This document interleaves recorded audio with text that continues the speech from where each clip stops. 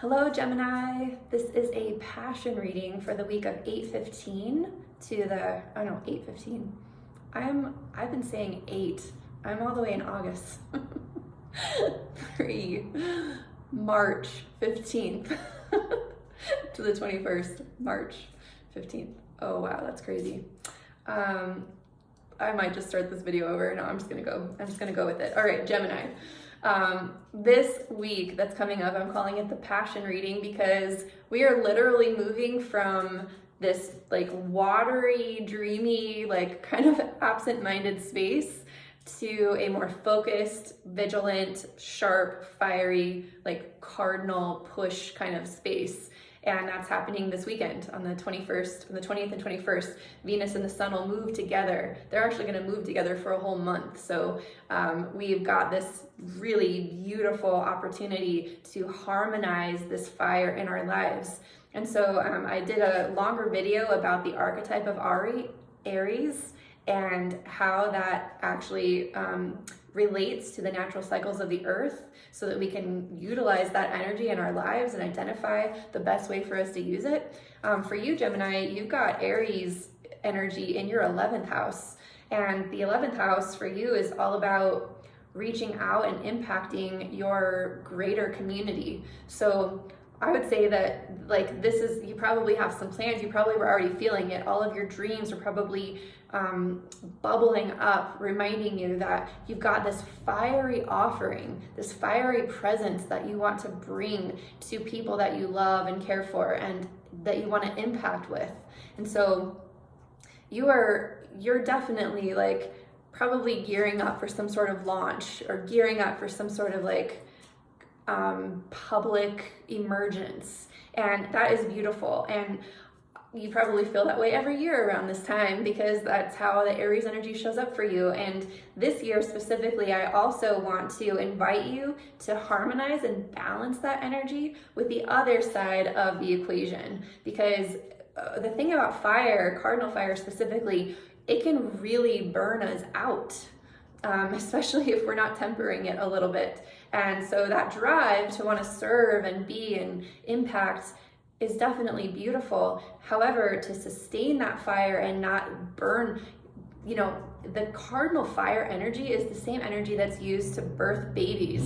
And if you're the type of person who's birthed babies or knows someone who has, you can witness that it comes like in waves, right? You like push hard and really like push something into being with a lot of emphasis, but man, it's exhausting. Like you can't continue and sustain that push constantly for a long period of time. It's really specifically just to get the baby out, and sometimes women even exhaust well before the baby can come. And so we need to balance that cardinal fire with another energy so that we can alternate between the two and not burn out. And so the alternate space for you is actually the 5th house of fun.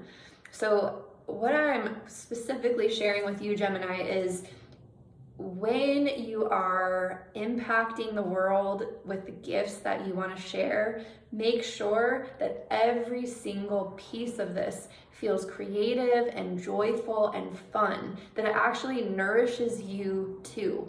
There must be some sense of creativity, some sense of personal fulfillment, some sense of pleasure and fun and self-love that is involved in the offering that you give the outer world.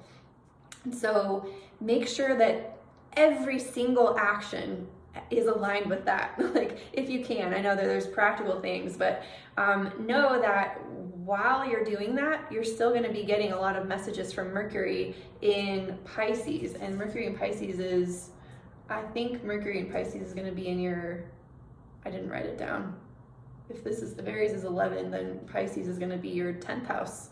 So you're going to get lots and lots of ideas of how to serve with your gifts, like what your legacy is, while you're having fun. So you're making this offering, you're having fun, and you're going to receive guidance on what your legacy actually is. You could think that your legacy is XYZ, and while you're having fun and leaving your legacy and impacting people, you learn that your legacy is actually A, B, and C too. And it's because you're having so much fun and you're including yourself in that joy.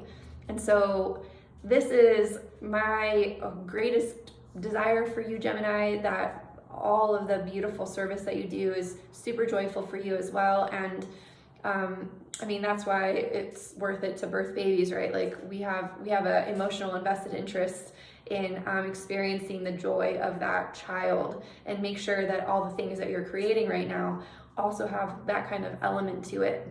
I'm going to go ahead and pull a card for you so that you've got something to give you another perspective on this. Let's just see.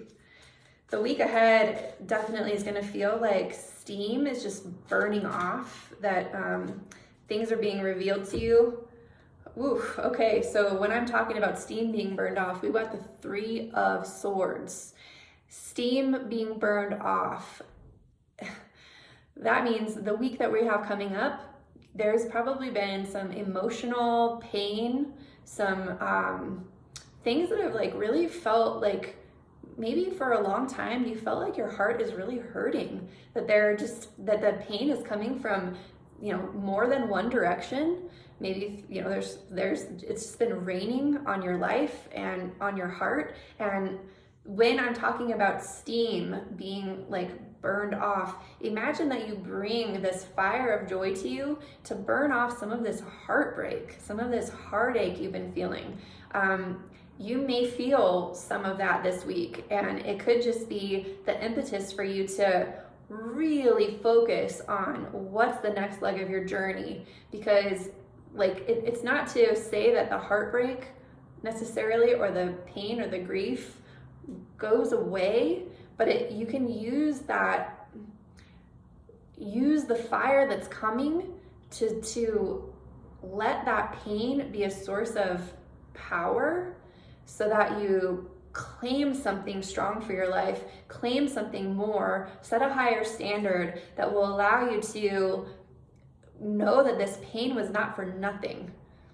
That this heartbreak, this grief, this like rainy period of your life, it was not for nothing. You're claiming more, you're asserting more, you're sharing more, you're making your own pleasure a part of the work and service that you do in the world. And there's no more like self-sacrificing or things that just hurt your heart.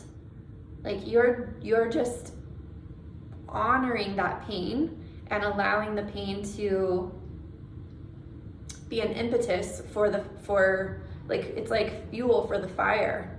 So man, Gemini, I'm wishing the best for you. I hope you have a really beautiful week. And if you decide that you'd like to get a personal reading, I'm accepting personal readings right now. I have a few openings each week. So there's a link below in the comments if you'd like to book one.